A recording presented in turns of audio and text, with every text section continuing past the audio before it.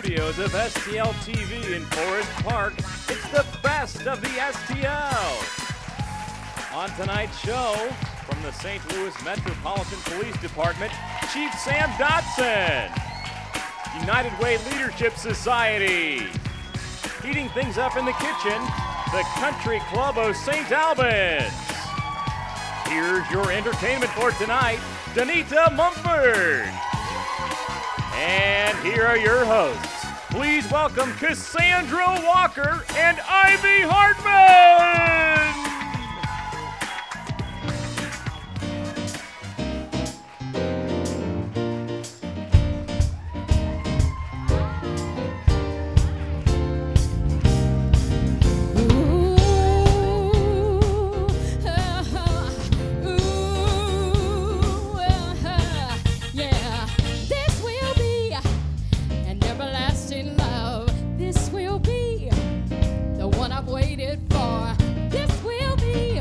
First time anyone loved me.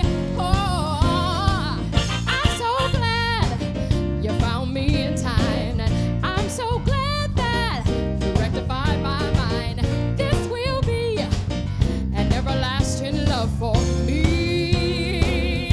Oh, loving you is some kind of wonderful, 'cause you showed me just how much you care. Giving me the thrill of a lifetime and made me believe. Woo! Wow! Woo! That's some great entertainment tonight. Hello, everyone. I'm Cassandra Walker. And I'm Ivy Hartman. I always have a great time here. I know. I do too, Ivy. Yeah, and especially with that music, it's really hard to feel blue. And thank goodness we're getting into the springtime months. Yes, it makes a difference when the weather warms up. I'm telling you, Ivy. You know, spring also is new things. That means the shedding of old things. It's true. And things that could be dear to you, you know. And we had someone dear to us pass away here recently at the studios, Miles Vetches. He certainly had a great impact, not only on the STL TV family, but in the St. Louis area. Miles came to STL TV many years ago. Right, as a set designer and creator. Right, and so from what we, and many of his sets and designs were award-winning. All over, yes, five Emmy Awards, as a matter of fact, and he's designed from anywhere from Meredith to Ameren, all over the city. And before he came to when he came to the little government access station here, we really just had curtains and some lights. Yeah, exactly, like two black curtains, they said, and then a blue light or something like that. You know what's funny is even though Miles is gone, sitting here on this set, there's still some of him with us. Absolutely. And I mean, if you knew Miles, you understood the love and passion he had for his set, because he had the same type of love and passion, Ivy, for people. He sure Didn't he make you smile every He time you always saw him? did. He had plenty of energy. Yes, indeed. Miles, we miss you. We do. And he went on to mentor many others in the field, and so I know that his legacy lives on. It will live on forever, and we'll always remember him wherever we look. Thank you, Miles. Thank you very much. Yeah, and so, you know, we have springtime. Yeah, because Miles loves celebration. True. And St. Patrick's Day is coming up, Ivy. All right. That's a celebration. I've been to the St. Patrick's Parade for STL TV. And I bet the weather was fabulous. And, you know, speaking of celebrating, we love having LJ and Melanie join us on the show. We do. LJ, what you got going on? Well, I am over here with some of the most beautiful people here in St. Louis. Give it up. We have one of the best live studio audiences anywhere in the United States that you can find, and you too can be a part of this beautiful studio audience. Just give us a call. We got free tickets. We want you to have them. Give us a call, 314-552-2970, and you can be in the audience. I am sitting here with my new BFF, Leah Lockhart, with the United Way Young Leadership Society Illinois Division. Welcome to the show. Thank you for having us. Tell me about this organization.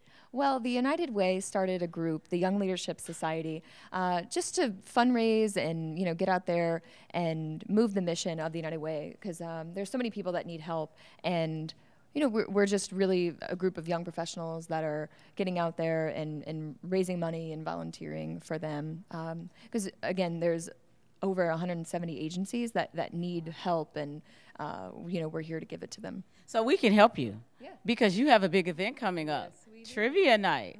Tell us about that. Yeah, on March 2nd, we have our first trivia night. It's at St. Teresa's Parish Center in Belleville, Illinois. Doors open at 6. We have games and a silent auction. And it's just all proceeds benefit the United Way. So we're really hoping to, give them as much as we can. So United Way really helps out a lot of organizations. So an event like this could really make the difference in some of these organizations' financial life. Mm-hmm. It really can.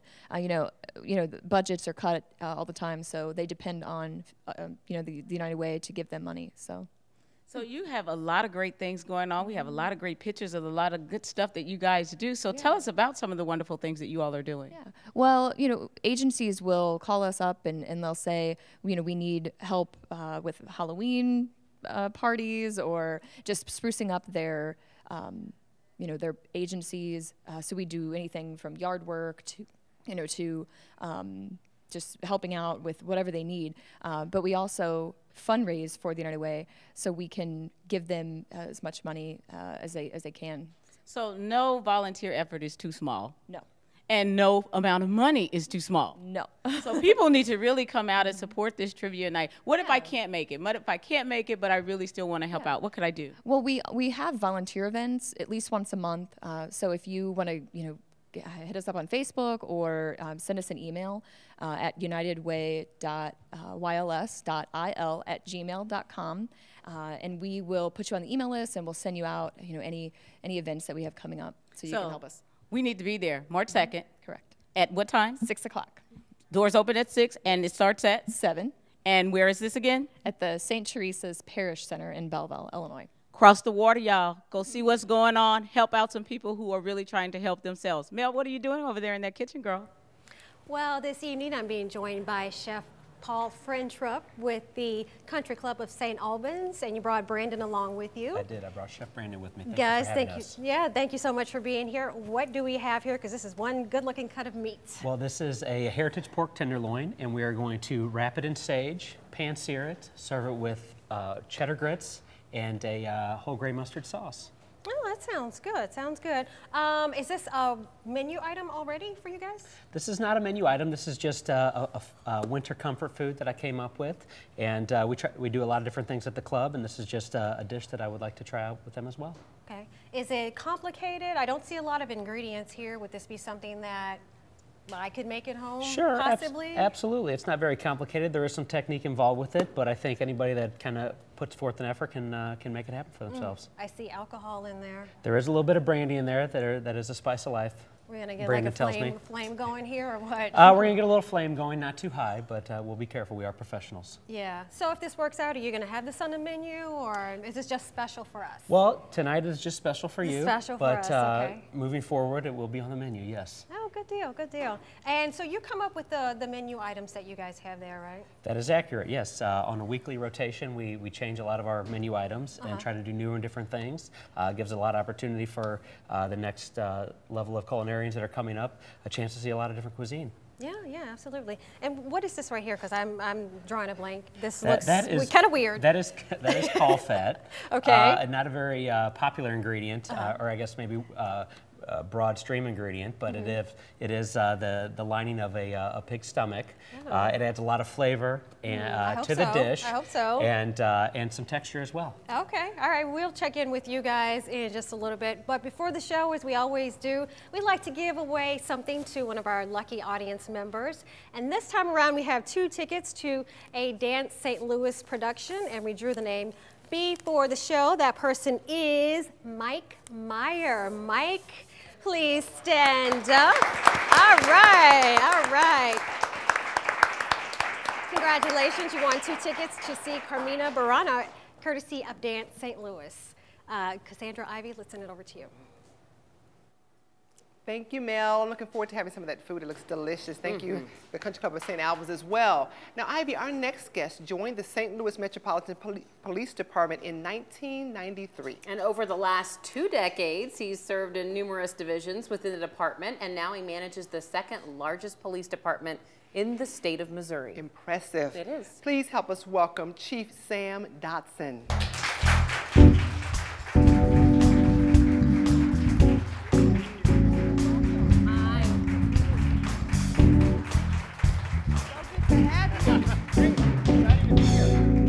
I feel so safe. You are. You're always safe in the city. I promise. Absolutely. I've been coming to the city to do my show almost 11 years, so I've always felt safe.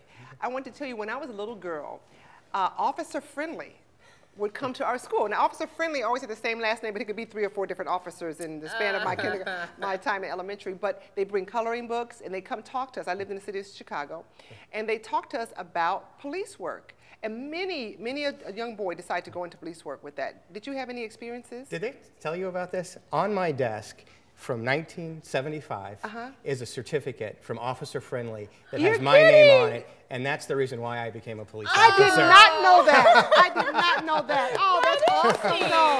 That's absolutely true.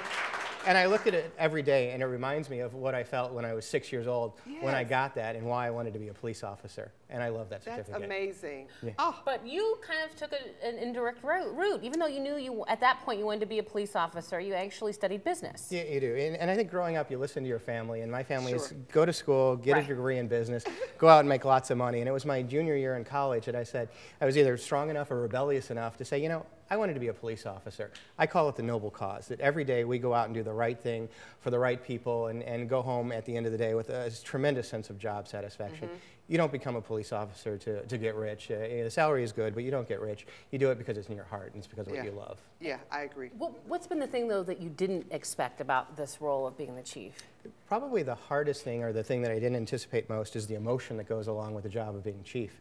I've been a police officer for 18 years, and I've gone out and done the job of a police officer, and I was only worried about me and my safety.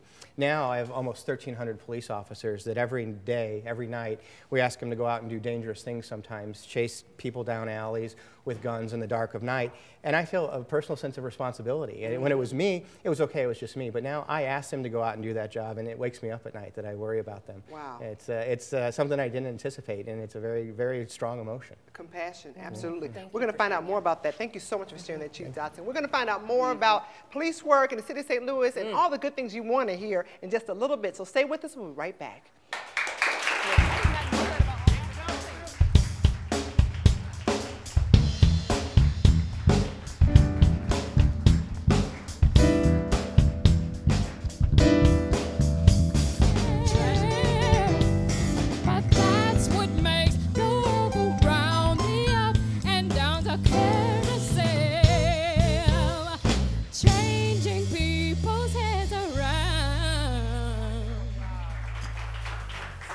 Dotson, I want to ask you kind of a twofold question. One is, what makes, in your opinion, the city of St. Louis so unique? And then the second part is, are you finding more young people going into the field of law enforcement? Actually, I'll answer the first part. I wish there were more young people going into the field of law enforcement because it doesn't pay the great. It pays well, but it doesn't pay great. There are lots of competing interests out there. And so as people graduate from college, they look around at their opportunities.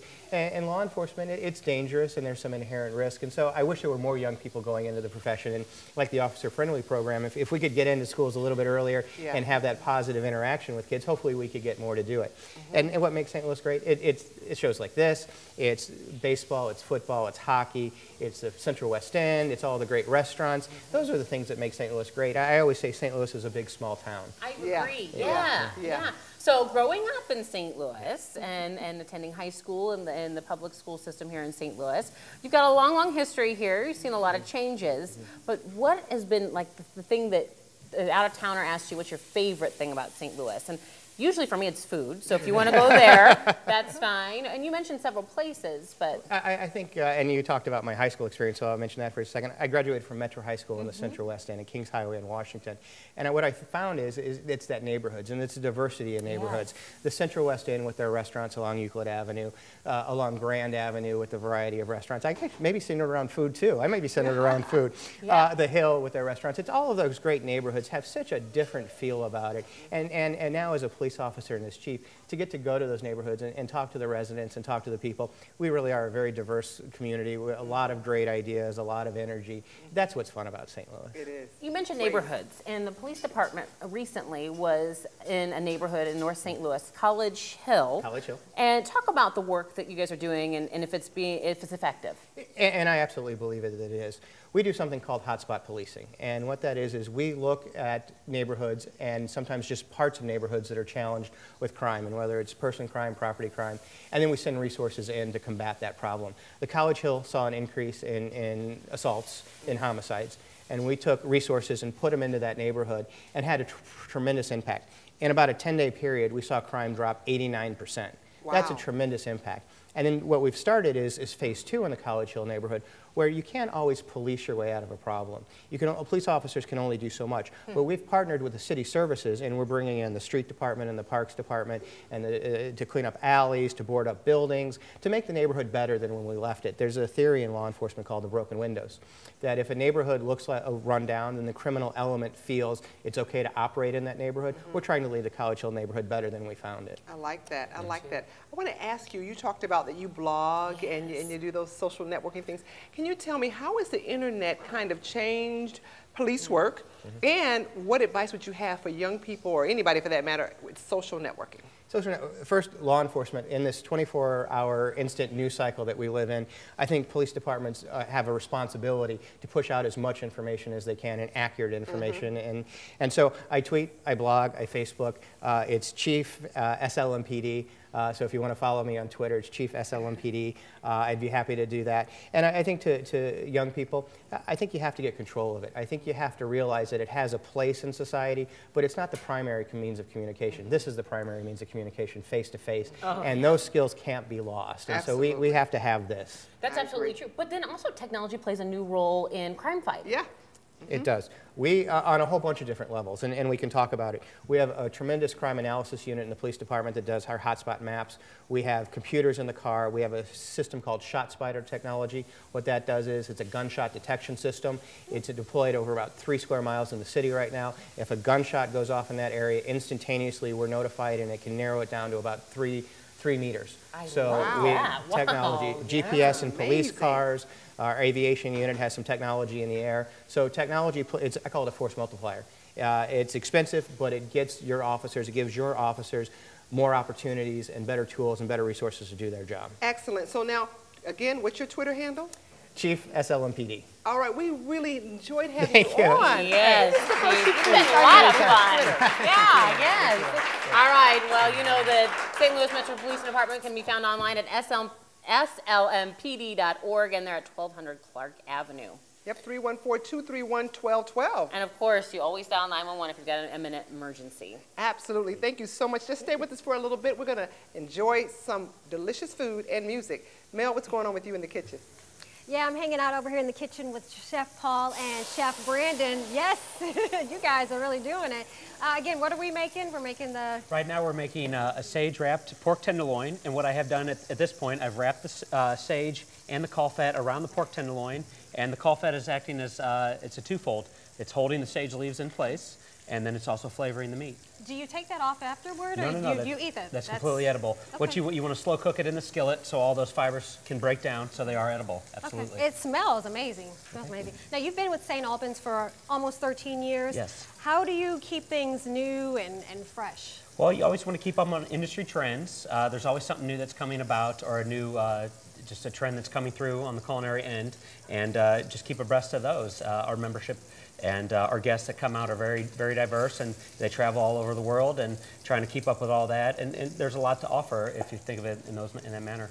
Do you ever get to interact with the club members, get feedback from them, things like that? Oh, absolutely. That's huge for me to go out into the dining room and speak with them and see how they enjoy their meals and what they would like to see on the menu. Yeah. All right. Well, you know, I know you went to, I was reading your bio, I know you went to culinary school here in St. Louis. What advice would you give to, you know, maybe some young up-and-comers like, you know, I want to do that? What advice would you give to them? Sure. Well, I would I definitely encourage it. I think having a solid foundation of education is where you want to start.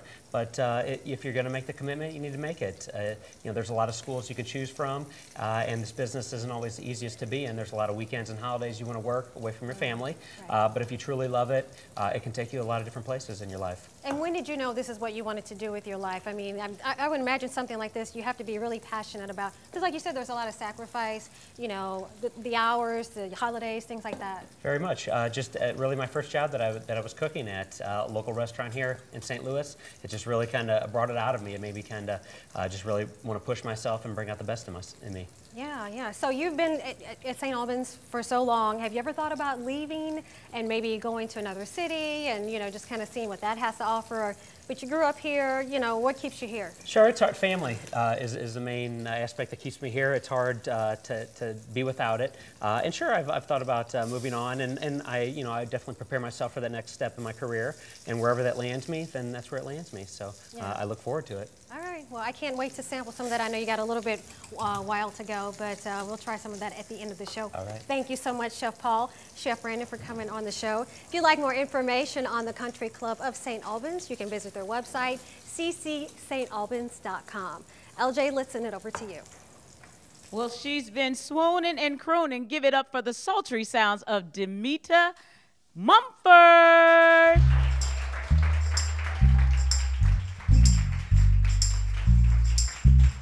Ooh.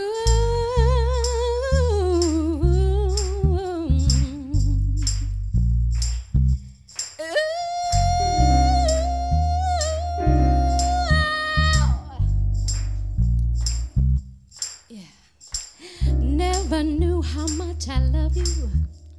Never knew how much I care. When you put your arms around me, I get a fever that's so hard to bear. You give me a fever when you kiss me, fever when you hold me tight, fever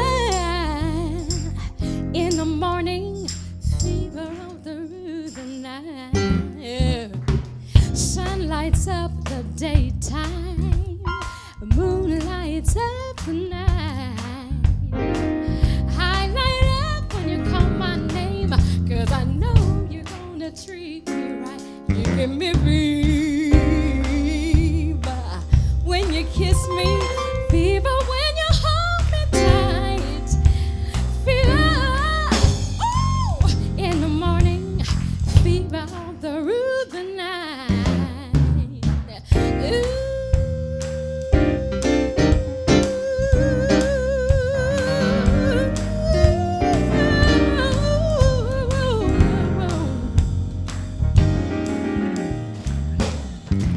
You know what?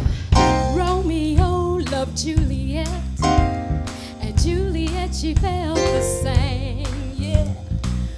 When he put his arms around her, he said, Julie, baby, you're my flame.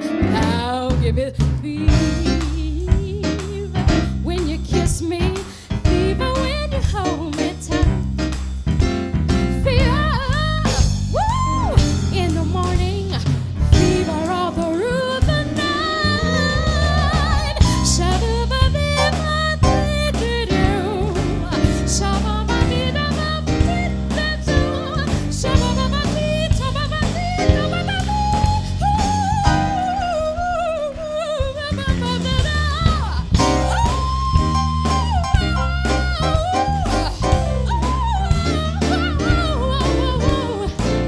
Fever isn't such a new thing. Fever started long ago.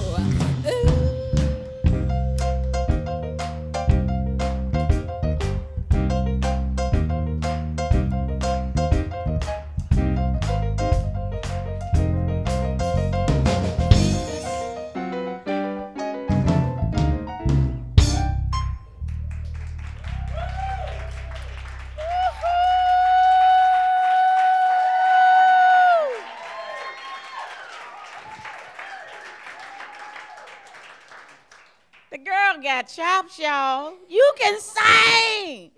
I mean, for real. Thank you so much. How did you get started doing this? Well, you can say I grew up in a household full of musicians. My mother being a school teacher, a music teacher in the elementary schools, St. Louis Public Schools. Okay. And my father, who is the basis of Trio Trevian, They had rehearsals in the house. How can I not want to love all styles of music? Plus, my mom was a minister of music at her father's church, and I grew up in gospel and jazz as being some of my top genres to learn and love.